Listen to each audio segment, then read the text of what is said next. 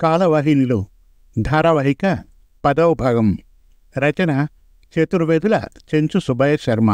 కథాపఠనం మల్లవరపు సీతారాం కుమార్. జరిగిన కథ: సత్యానందరావు ఆ గ్రామానికి పెద్ద. ఆయన చెల్లెలి కూతురు కావ్య, అక్క కొడుకు తిరుమల. గ్రామంలో ఆయన ప్రత్యర్థి రాంబాబు. రాంబాబు కూతురు దివ్య. పెద్దల మనస్పర్ధలతో సంబంధం లేకుండా దివ్య, కావ్య మంచి స్నేహితులుగా ఉంటారు. ఇల్లు వదిలి వెళ్ళిపోయిన తన బావ సత్యానందరావు గారి కుమారుడు అయిన చంద్రాన్ని పెళ్లి చేసుకోవాలనుకుంటున్నట్లు తండ్రి నరేంద్రతో చెబుతుంది కావ్య. చంద్రం గురించి చులకనగా మాట్లాడిన నందాదేవితో కటువుగా మాట్లాడుతుంది. గతంలో నందాదేవి రాజకీయాల్లోకి ప్రవేశించి జిల్లా పరిషత్ చైర్పర్సన్ అవుతుంది. ప్రస్తుతం ఆమెలో మార్పు వస్తుంది. తన చిన్నమామయ్య రఘునందనరావు మరణంపై పరిశోధన ప్రారంభిస్తుంది కావ్య. ఇక కాలవాహినిలో ధారావాహిక 10వ భాగం వినండి. కావ్య డిఐజీ పార్థసారథి గారి కార్యాలయ ప్రాంగణంలో కారును ఆపి ఆఫీస్లోనికి ప్రవేశించింది. ఏఎస్పీ కావ్య వచ్చిందని సార్కు చెప్పండి అని కానిస్టేబుల్తో చెప్పింది. అతను పార్థసారథి గదికి వెళ్ళి కొన్ని క్షణాల్లో తిరిగి వచ్చాడు. కూర్చోండి మేడం, పిలుస్తానన్నారు చెప్పాడు కానిస్టేబుల్. కావ్య కుర్చీలో కూర్చుంది. పార్థసారథి ఏం అడగబోతాడు, తాను ఏం జవాబు చెప్పాలి అనే విషయాన్ని గురించి ఆలోచిస్తూ కూర్చుంది కావ్య. 10 నిమిషాల తర్వాత 2 వ్యక్తులు అతని గది నుండి బయటకు వచ్చారు. కాలింగ్ బెల్ మోగింది. కానిస్టేబుల్ లోనికి వెళ్ళి కొన్ని సెకండ్లలో తిరిగి వచ్చాడు. మేడం, మిమ్మల్ని సార్ రమ్మన్నారు వినయంగా చెప్పాడు. కావ్య కుర్చీ నుంచి లేచి పార్థసారథి గదిలోనికి ప్రవేశించింది. ద్వారం వైపే చూస్తున్న అతన్ని చూసి గుడ్ ఈవినింగ్ సార్ అంది కావ్య. కొన్ని క్షణాలు పరీక్షగా కావ్యను చూశాడు డిఐజీ పార్థసారథి. చిరునవ్వుతో అతని ముఖంలోనికి చూసింది కావ్య. కూర్చో కావ్య. అతని ఎదురుగా కుర్చీలో కూర్చుంటూ థ్యాంక్ యూ సార్ అంది కావ్య. ఆ చనిపోయిన వ్యక్తికి నీకు ఏమిటి సంబంధం? రుద్రక్క చెప్పిందిగా సార్, వారు మా మామయ్య గారు. వారు గతించి ఎంతకాలమైంది? 5 years. ఆ కేసు క్లోజ్ అయిపోయింది కావ్య. తెలుసు, న్యాయం కోసం నేను రీఓపెన్ చేయాలని నిర్ణయించుకున్నాను సార్. పరీక్షగా కావ్యను చూశాడు పార్థసారథి. ఇప్పుడు దాన్ని కెలికితే కొత్త సమస్యలు బయటికి రావచ్చు అన్నాడు. కానివ్వండి సార్, నిర్లక్ష్యంగా మెల్లగా చెప్పింది కావ్య. రుద్రమ కాల్. పార్థసారథి తన సెల్ను చేతికి తీసుకున్నాడు. Sir good evening. కావ్య వచ్చిందా? వచ్చింది. సాయం చేయండి సార్ చెప్పింది రుద్రమ. సరే నీవు పెట్టి. సెల్ కట్ చేశాడు పార్థసారథి. నీవు ఎవరితో ఢీ కొట్టాలనుకుంటున్నావో తెలుసా? న్యాయంతో సార్. ఏమిటి న్యాయం? ఆశ్చర్యపోయాడు పార్థసారథి. అవును సార్, చిరునవ్వుతో జవాబు చెప్పింది కావ్య. నీ మంచి కోరి చెబుతున్నాను, నీ ప్రయత్నాన్ని మానుకో వార్నింగ్లా చెప్పాడు పార్థసారథి. నాకు ఏది మంచో ఏది చెడో తెలుసు సార్. ఈ ఖాకీ బట్టలు వేసుకున్నవారు చెడును ప్రోత్సహించకూడదు, ఏరి కాల్చి పారేయాలి. తొలిసారి ఈ బట్టలు వేసుకునేటప్పుడు నేను అలాగే ప్రమాణం చేసి వీటిని ధరించాను సార్. నన్ను ఇంకా ఏమైనా అడగాలా సార్? నిశ్చితంగా పార్థసారథి ముఖంలోకి చూసింది కావ్య. నీవు ఆడకూతురు అన్న మాటను మరిచి మాట్లాడుతున్నావు కావ్య హెచ్చరించాడు పార్థసారథి. మనం వేసుకున్న కాకి బట్టలకు ఆడ మగ భేదం లేదు సార్. పోలీస్ డ్రెస్, ఆడైనా మగైనా రంగు ఒకటే, కర్తవ్యం ఒకటే సార్. క్షణం తర్వాత థ్యాంక్ యూ సార్, వస్తాను. లేచి కావ్య అతనికి సెల్యూట్ చేసి వేగంగా గది నుండి బయటకు నడిచింది. పార్థసారథి ఆశ్చర్యంతో వెళ్తూ ఉన్న కావ్యను చూశాడు. కావ్య తన ఆఫీసులో తన స్థానంలో కూర్చొని కానిస్టేబుల్ వీరయ్యను పిలిచింది. వీరయ్య వచ్చాడు, సెల్యూట్ చేశాడు. చెప్పండమ్మా. కూర్చోండి. ఎదుటి కుర్చీలో కూర్చున్నాడు వీరయ్య. కావ్య ఏం చెప్పనున్నదో అని ఆమె ముఖంలోకి సూటిగా చూశాడు. వీరయ్య, నెల్లూరులో మీరా అనే కౌన్సిలర్ పేరు విని ఉన్నావా? తెలీదమ్మా. అతను ఉండేది మూలాపేటలోనట. రాత్రికి మఫ్టీలో వెళ్ళి అతని వివరాలు తెలుసుకొని రావాలి. తోడుగా నీకు నమ్మకమైన వారిని తీసుకుని వెళ్ళు. పని చాలా సీక్రెట్గా జరగాలి. ఎవరికీ అనుమానం రాకూడదు. పరీక్షగా వీరయ్య ముఖంలోకి చూసింది కావ్య. అలాగేనమ్మా. పని ఈ రాత్రికే జరగాలి. సరే అమ్మా. సెల్ మోగింది. అవతలి వైపు SP Ramakrishna. Good morning sir. ఎక్కడున్నావు? నా సీట్లో. వెంటనే రాగలవా? అరగంటలో వస్తాను సార్. నేను ఈరోజు లీవ్. ఇంటికి రా. అలాగే సార్. కారులో బయలుదేరి కావ్య అరగంట లోపల రామకృష్ణ గారి ఇంటికి చేరింది. వరండాలో ఉన్న వారికి విష్ చేసింది. నవ్వుతూ ఆహ్వానించారు రామకృష్ణ. ఇరువురు హాల్లోకి వెళ్ళారు. రామకృష్ణ అర్ధాంగి సుమలత హాల్లోకి వచ్చింది. సుమా, షీ ఈజ్ కావ్య. కావ్య చేతులు జోడించి సుమాకు నమస్కరించింది. గుర్తుపట్టాను, రండి కూర్చోండి అంది సుమ. రామకృష్ణ గారు కూర్చున్నారు. ఎదుటి సోఫాలో కావ్య కూర్చుంది. కాఫీ తెస్తాను.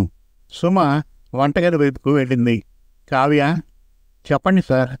నేను నీతో 2 విషయాలు మాట్లాడాలని పిలిచాను. చిరునవ్వుతూ చెప్పారు రామకృష్ణ. మీరు అడగబోయే 2 విషయాలు నాకు తెలుసు అని ఆ నవ్వులో అర్థం. రామకృష్ణకు కావ్య తలంపు అర్థం కాలేదు. తన సహజ ధోరణిలో, మా తమ్ముని విషయంలో ఫైనల్గా నీ అభిప్రాయం ఏమిటి? ఏ విషయం సార్? ఆశ్చర్యాన్ని వ్యక్తం చేస్తూ అడిగింది కావ్య. అతన్ని వివాహం చేసుకునే విషయంలో. చెప్పాను కదా సార్, నాకు ఇప్పట్లో వివాహం చేసుకోవాలని లేదని. ఆ నిర్ణయంలో ఎలాంటి మార్పు లేదు సార్. రామకృష్ణ అర్ధాంగి సుమ ఇరువురికి కాఫీ కప్పులు అందించి ట్రేలోని కప్పును చేతికి తీసుకొని కావ్య పక్కన కూర్చుంది. చిరునవ్వుతో కావ్య ముఖంలోకి చూసింది. కావ్య క్షణంసేపు ఆమె ముఖంలోకి చూసి దీక్షగా కాఫీ తాగసాగింది. అడిగారా అండి? భర్తను ఉద్దేశించి అడిగింది సుమ. అడిగాను. కావ్య, మా మరిది చాలా మంచివాడు అంది సుమ. నా బావ కూడా ఎంతో మంచివాడు. నేనంటే ఆయనకు ప్రాణం. ఇప్పుడు ఎక్కడున్నాడో అనుకుని, వారికి త్వరలో తప్పకుండా తగిన అమ్మాయి దొరుకుతుంది మేడం. కాఫీ కప్పును టీపాయ్పై ఉంచి చిరునవ్వుతో చెప్పింది కావ్య. సుమ ముఖాన్ని తేలేసింది. భర్త ముఖంలోకి చూసింది. వారి చేతిలోని ఖాళీ కప్పును అందుకుని ట్రేలో ఉంచి ట్రేని చేతికి తీసుకుని వంటగది వైపుకు వెళ్ళింది. కావ్య, నీ అభిప్రాయం మారదా? Sorry sir, no way. రామకృష్ణ కొన్ని క్షణాలు కిటికీ గుండా శూన్యంలోకి చూశాడు. 2వ విషయం అన్నాడు. చెప్పండి సార్. 5 ఏళ్ల క్రితం ముగిసిపోయిన కేసును నీవు పునఃపరిశీలన చేయడం తగదు. అంటే అన్యాయం, అహంకారం, అధర్మం, విలయ తాండవం ఆడాల్సిందేనా సార్? రోషంతో అడిగింది కావ్య. రామకృష్ణ వెంటనే జవాబు చెప్పలేకపోయాడు. సార్, నేను చెప్పబోయేది నాకంటే పెద్దలైన మీకు నా మనవి. కేవలం కూడు గుడ్డ కోసం నేను ఈ ఉద్యోగాన్ని చేయడం లేదు. సత్యాన్ని, ధర్మాన్ని, న్యాయాన్ని నిలబెట్టడానికే నేను ఈ ఉద్యోగం చేస్తున్నాను. ఆ పోయిన వ్యక్తి మా పినమామ గారు. వారిని దారుణంగా చంపారు. అలా చంపిన వారు శిక్షార్హులు. వారిని తప్పకుండా శిక్షించాలి. అంటే వారెవరో ఈ సమాజానికి తెలియాలి. అందుకే నా ప్రయత్నం. మీ చెవులకు నా మాటలు తప్పుగా వినిపించి ఉంటే నన్ను క్షమించండి సార్. నేను మిమ్మల్ని నొప్పించేందుకు ఆ మాటలు చెప్పలేదు. నా నిశ్చితాభిప్రాయాన్ని చెప్పాను. ఈ విషయంలో మీరు నా పై అధికారి కాబట్టి నాకు సాయం చేస్తారని ఆశిస్తున్నాను సార్ అని లేచి నిలబడింది కావ్య. యాంత్రికంగా రామకృష్ణ కూడా లేచి నిలబడ్డాడు. మేడం గారిని పిలవండి సార్. వారికి చెప్పి నేను వెళ్తాను అన్నయంగా చెప్పింది కావ్య. రామకృష్ణ నిట్టూర్చాడు.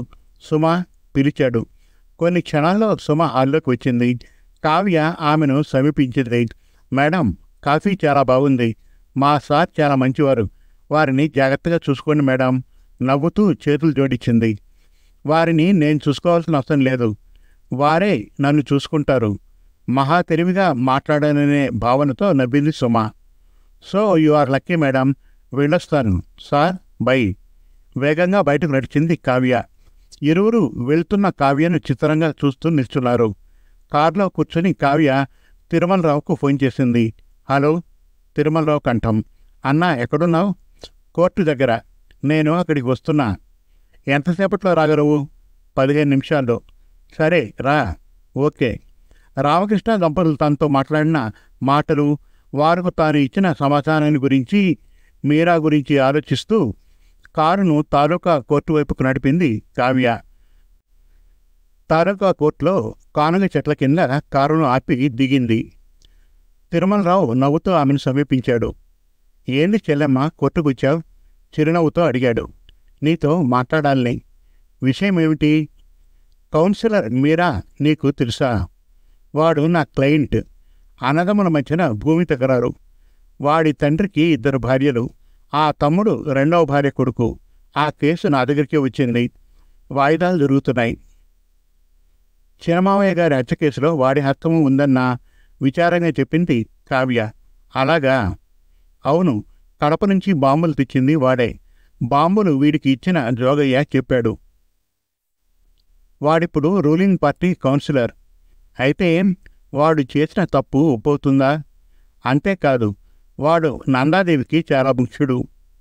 కాబట్టే ఆ పని చేయగలిగాడు. 5 ఏళ్ల కిందట ఆ సుబ్బారాయుడు ఇంట్లో అతని ముఖ్యులుగా ఉన్న పనివారెవరో నీకు తెలుసా?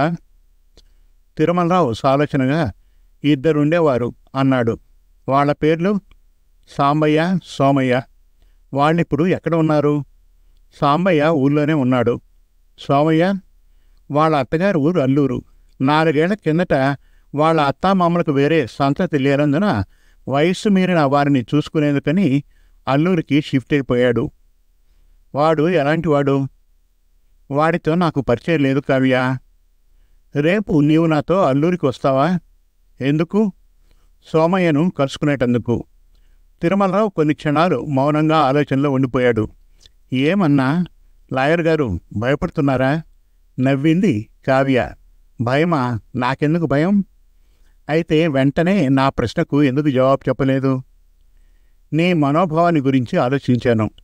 ఏం ఆలోచించావు? ఆ కేసు విషయంలో నీవు పూర్తిగా దిగిపోయాను. ఇంతకు నాతో వస్తావా రావా? వస్తాను. గుడ్.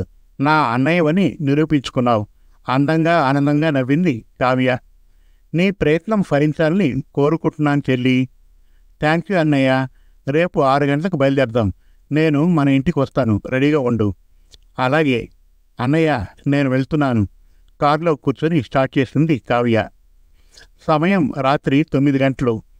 వీరయ్య సత్యానందరావు ఇంటికి వచ్చాడు. అతని రాక కోసం ఎదురు చూస్తున్న కావ్య వీరయ్యను చూసి, కూర్చోండి, అమ్మతో చెప్పి వస్తాను. వీరయ్య తల ఆడించాడు. కావ్య ఇంట్లోకి వెళ్ళి 1 గంటలో తిరిగి వస్తానని తల్లికి చెప్పి వరండాలోనికి వచ్చింది. వీరయ్య, కావ్య వీధిలోకి ప్రవేశించారు. అమ్మా, ఇప్పుడు మనం ఎక్కడికి వెళ్తున్నాం? సాంబయ్య గారింటికి. ఇల్లు మీకు తెలుసుగా? తెలుసమ్మా. మీరాను గురించిన వివరాలు? కావ్య పూర్తిగా అడగకముందే తెలుసుకున్నానమ్మా. వాళ్ళ తండ్రి పేరు ఖాజా. వారికి 2 భార్యలు. మీరా మొదటి భార్య సంతతి. ఆమె చనిపోవడంతో ఖాజా మరో వివాహం చేసుకున్నాడు. ఆమెకు 1 కొడుకు వలి. అన్నదమ్ములిద్దరికీ వివాహాలు జరిగాయి. మీరాకు 2 ఆడపిల్లలు, వలీకి 2 మగపిల్లలు. తనకు మగపిల్లలు లేరని మీరా సంవత్సరం కిందట మరో వివాహం చేసుకున్నాడు. ప్రస్తుతం ఆమె గర్భవతి. వారానికి 4 రోజులు ఒక ఇంట్లో, 3 రోజులు మరో ఇంట్లో ఉంటాడు.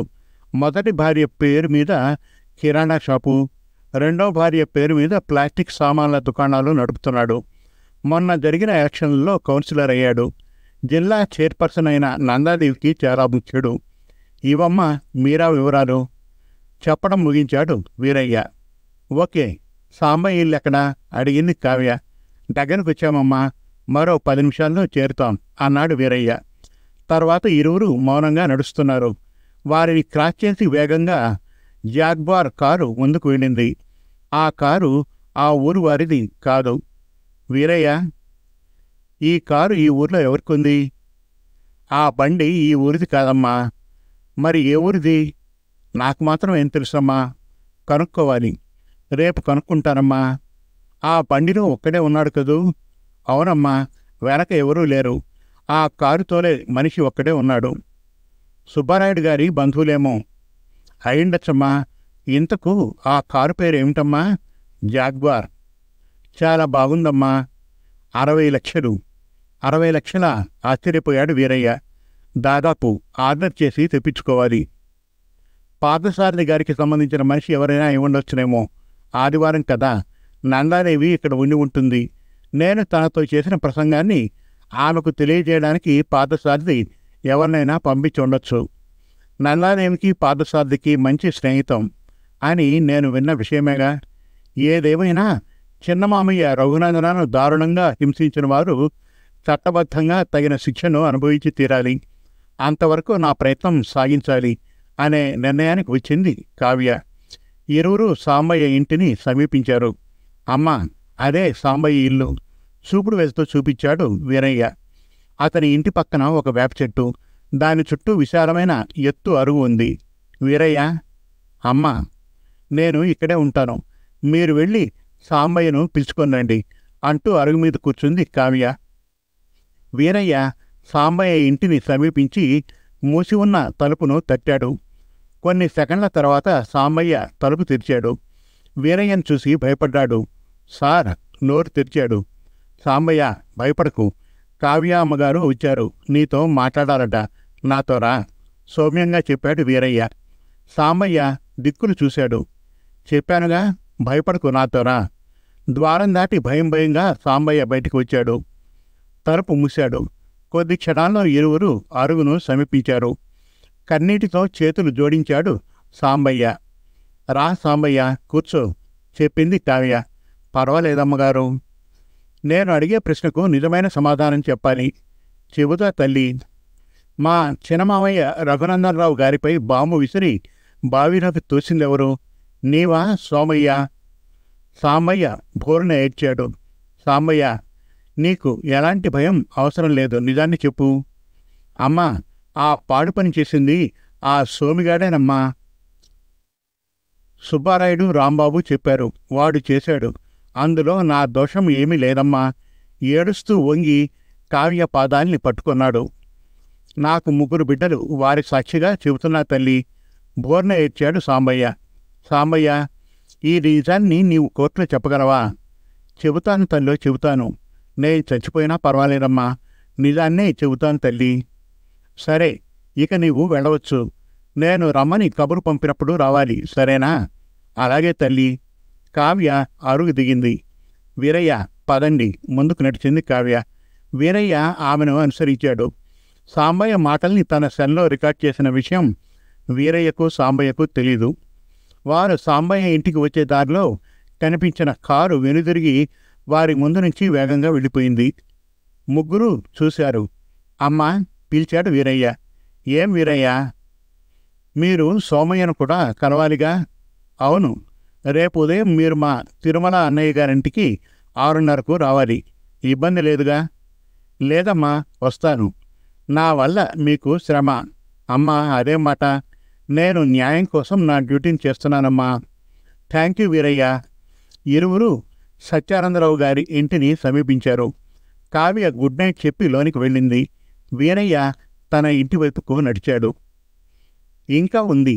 కాలవాహినిలో ధారావాహిక 11వ భాగం త్వరలో. మరిన్ని చక్కటి కథల కోసం, కవితల కోసం, వెబ్ సిరీస్ కోసం మనతెలుగుకథలు.com విజిట్ చేయండి. Thank you.